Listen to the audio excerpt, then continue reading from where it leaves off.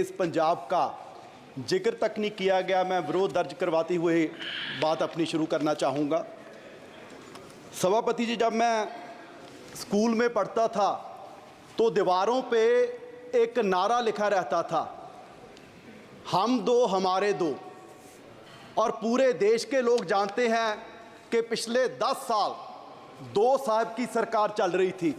अब उन 2 साहब के कंधों पर और 2 लोग बैठ गए हैं और वो पुराना नारा पूरी तरह फिट हो गया कि हम दो हमारे दो। सभापति जी, चलो ये तो पुराना नारा है, एक नया नारा इस सरकार का, सबका साथ सबका विकास। लेकिन मुझे लगता है कि वो नारा भी 2 का विकास बाकी सबका सत्यानाश इस बजट में सारा कुछ दर्शाया जा रहा है। सभापति जी, जिस दिन इलेक्शन का रिजल्ट आ रहा था तो स्वाभाविक है सारे लोग अपना देख रहे थे और पूरे देश का भी देख रहे थे कि क्या बन रहा है, किसकी सरकार बन रही है। और जब बीजेपी की सुई 230 और 40 के बीच अटकी हुई थी तो हम सोच रहे थे कि 5-10 और कम हो जाएं और कम हो जाएं। लेकिन अब मैं कहता हूं भगवान का शुक्र है कि आपकी 240 आ गई।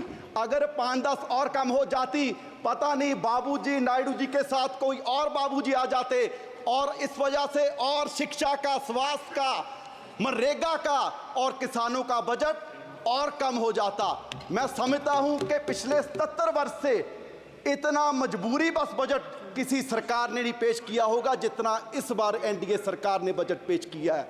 मैं समझता हूं कि ऐसे नहीं कि हमारे जितने विपक्ष के साथी हैं वो बहुत खुश होंगे इस बजट से, क्योंकि हरियाणा वाले हैं, महाराष्ट्र वाले हैं, उनके वहाँ तो इलेक्शन भी है।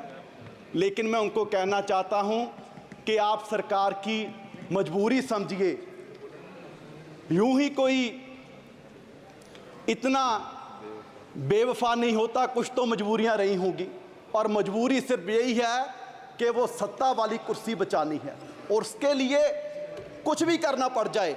और उसके लिए आपने अपने बजट में जो 4 बातों का जिक्र किया है कि युवा का, किसान का, महिलाओं का, गरीबों का ख्याल इस बजट में रखा गया है।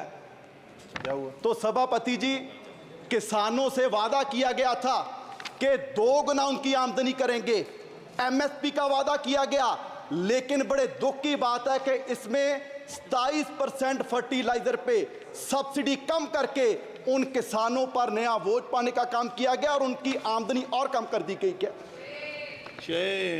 आपने कहा कि गरीबों की सरकार है और गरीबों को सबसे बड़ा बेनिफिट पूरे देश भर में अगर मिल रहा था तो मनरेगा से मिल रहा था और उसका भी बजट कम कर दिया। और उसमें जो महिलाओं की बात इसमें की गई है, सबसे ज़्यादा महिलाएं ग्रामीण क्षेत्र से, अगर कहीं से उनको इनकम है तो मनरेगा से है। सो बड़ी शर्म की बात है, आपने ना गरीबों को छोड़ा ना महिलाओं को छोड़ा। और उसके बाद युवा की बात की गई। सर, आपके ही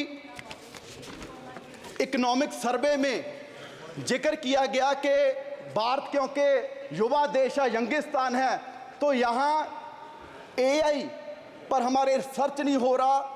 जितने रिसर्च पेपर्स हैं, अगर हम अमेरिका से कंपैरिजन करें, चाइना से कंपैरिजन करें तो हम बहुत पीछे हैं। तो उस पर फंड देने की जरूरत थी। पर सर, बड़े दुख की बात है कि आपने आईआईटीज का बजट कम कर दिया, आईएमएम्स का बजट कम कर दिया। क्या इस तरीके से हम देश को आगे लेके जाएंगे? हम बात कर रहे हैं, मैडम भी बोल रही थे कि जी 10 साल पहले ऐसे थे, 10 साल पहले ऐसा था। सर, सिर्फ आंकड़ों से भारत आगे नहीं जाएगा। अगर पूरी दुनिया में भारत की पोजीशन देखनी है तो हैप्पीनेस इंडेक्स में हम 2016 में 118वें नंबर पर थे और अब 126वें नंबर पर चले गए। ग्लोबल हंगर में हम 111वें नंबर पर हैं 125 देशों में। और जिन हमारे जो पड़ोसी देश हैं, जिनको हम मुल्क भी नहीं समझते हो, वो भी हमारे देश से आगे निकल रहे हैं। और सबसे हैरानी की बात सभापति जी आपको होगी, एक रिपोर्ट के एनवायरमेंटल परफॉर्मेंस इंडेक्स 180 देशों का सर्वे किया गया और बड़े दुख की बात है कि हम 180वें नंबर पर हैं। एक देश भी हमसे पीछे नहीं और हम कह रहे हैं कि जी हम विश्व गुरु बनेंगे। सर, सिर्फ बातों से विश्व गुरु नहीं बनेंगे, पूरे देश के हालात ये हैं कि 140 करोड़ की पॉपुलेशन में सिर्फ 4.25 करोड़ लोग हैं जिनकी सैलरी, जिनकी कमाई महीने की 25,000 से ज़्यादा है। आप सोचिए, जिनकी 25,000 से महीने की सैलरी कम है, क्या वो किस तरह का कोई सम्मानजनक जीवन वो व्यतीत कर रहे होंगे? यहाँ पर माननीय वित्त मंत्री जी ने बड़े गर्व से कितने बार पता नहीं कहा कि जी 85 करोड़ लोगों को हम राशन दे रहे हैं, 85 करोड़ लोगों को राशन दे रहे हैं। ये कोई गर्व की बात नहीं, मुझे लगता है कि सरकार के लिए शर्म की बात है कि पिछले 10 साल में आप 85 करोड़ लोगों को गरीबी से बाहर नहीं निकाल पाए और आप इसकी चीज को बड़े गर्व से बता रहे हैं।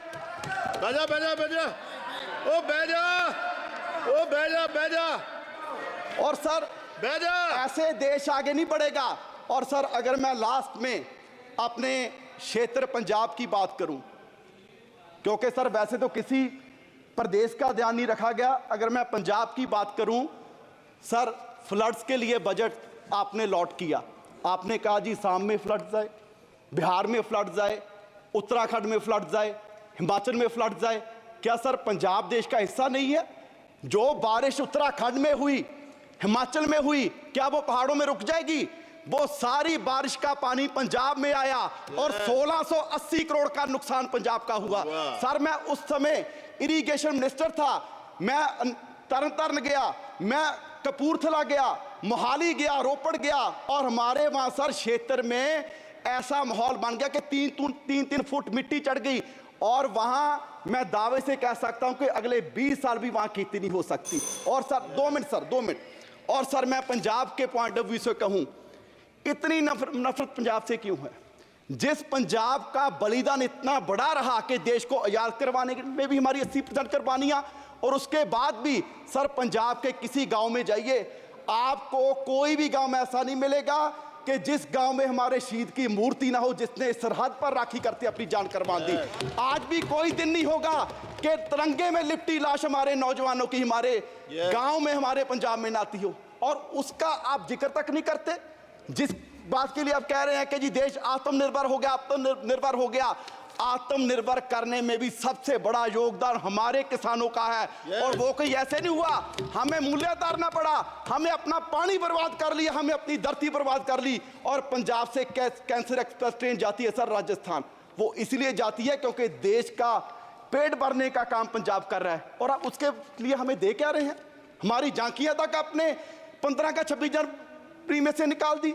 सो सर मेरी मांग है कि पंजाब को स्पेशल पैकेज दिया जाए, हमारी इंडस्ट्री बर्बाद हो रही है उसके लिए स्पेशल पैकेज दिया जाए। और ये बजट मैं कहूंगा कि सिर्फ बचाने का हनुमान बेनीवाल जी। देश रोजाना खबरां नाल जुड़े रहने ਲਈ चैनल ਨੂੰ सब्सक्राइब करें ਤਾਂ जो हर प्रकार की खबर ਤੁਹਾਡੇ ਕੋਲ जल्दी पहुंच सके।